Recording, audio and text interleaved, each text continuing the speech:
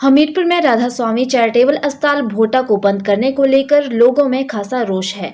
लोग सड़कों पर उतरकर प्रदर्शन कर रहे हैं। आइए देखते हैं क्या हालात हैं इस वक्त भोटा में।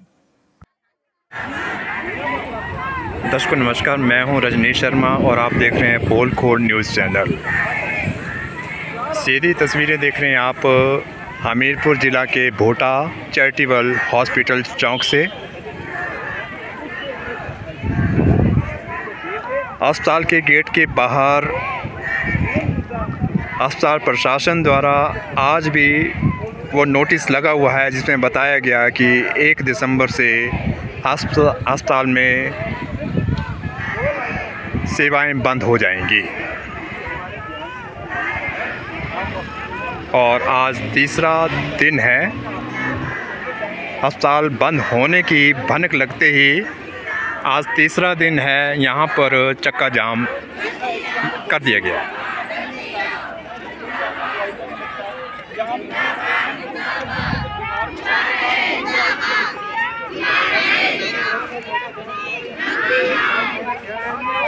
मटौर शिमला नेशनल हाईवे पर संगत बैठी हुई है, महिलाएं बैठी हुई हैं।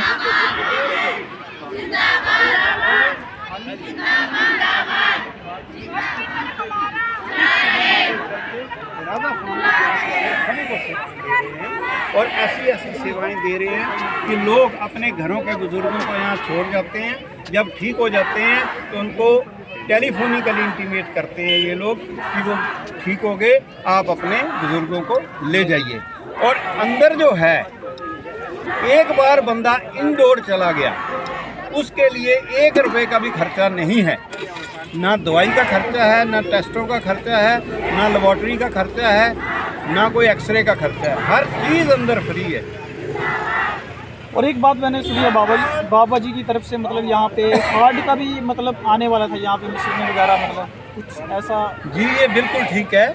इसकी अगर ये भी यहाँ पे मेन चीज़ क्या हुई कि ये हॉस्पिटल जो है ऑगमेंटेशन स्टेज में है। वो यहाँ पे फैसिलिटियाँ ऐड करना चाहते हैं। यहाँ पे गायनी की सुविधा भी आनी थी जी, उसके बाद हार्ट के स्पेशलिस्ट भी आने थे जी। एक सुपर स्पेशलिटी होती है जी।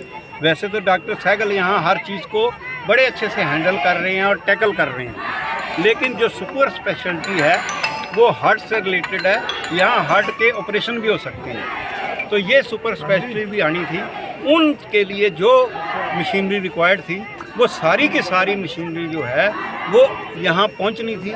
और उसके ऊपर जो है जीएसटी लागू है। जब उसके ऊपर जीएसटी लागू है तो बाबा जी का ये कहना है कि जब हम आपको जीएसटी भी दें, आपको इतनी सुविधाएं भी दें और लोगों को जो है और ज़्यादा खर्चा करना पड़ेगा, तो हम चाहते हैं कि जीएसटी को वेव ऑफ करो।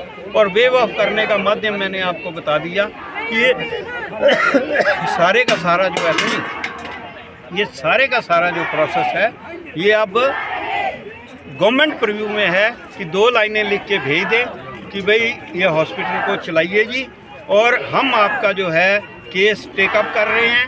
118 में स्पेशल रिलैक्सेशन देंगे और उस रिलैक्सेशन के आधार पर ये हॉस्पिटल जो है लगातार चलता रहेगा।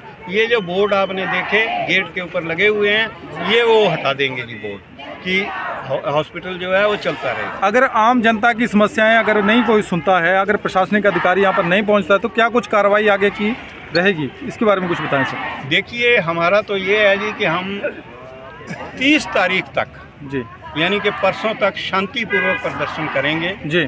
ये मैंने इनको बहुत प्रार्थना की कि आप रोड मत ब्लॉक करो, लेकिन अब ये हर बंदे दूसरे की बात नहीं सुनते, हर एक का अपना टेम्परामेंट है। तो उस हिसाब से ये लोग जो है ना जी नहीं माने, और हमारी तरफ से कोई भी इनको ऐसा कुछ नहीं है कि भाई आप रास्ता रोक दो, किसी को परेशानी में डालो। सर, ये जो जीएसटी का मुद्दा आप बता रहे हैं जी, ये जीएसटी का मुद्दा तो केंद्र से जुड़ा हुआ है। क्या आप इस मुद्दे को लेकर जो यहाँ के लोकल एमपी हैं उनसे भी बात कर रहे हैं? जी ऐसा है कि ये बिल्कुल भी मुद्दा सेंट्रल गवर्नमेंट से नहीं जुड़ा है। सेंट्रल गवर्नमेंट से नहीं जुड़ा है। जीएसटी क्या है? एक टैक्स है।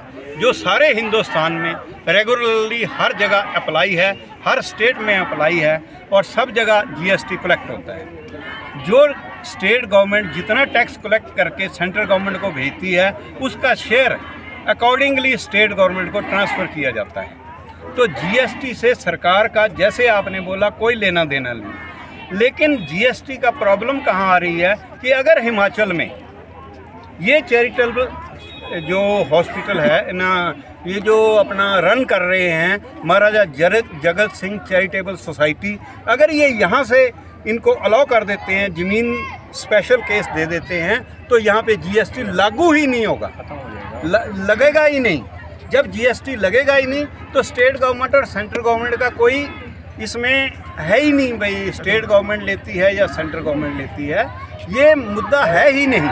मुद्दा ये है कि जो ज़मीन जैसे ही स्टेट गवर्नमेंट अगर अलाउ कर देती है और एज ए स्पेशल केस, अच्छा, अब प्रश्न पैदा होता है कि अगर एक स्पेशल केस में राधा स्वामी हॉस्पिटल को हम कर देते हैं अलाउ, तो बाकियों का मतलब बाकी भी उठेंगे, बाकी भी खड़े हो जाएंगे। बाकी मीन्स और बहुत सी संस्थाएं हैं जो खड़ी हो सकती हैं कि हमें भी दो।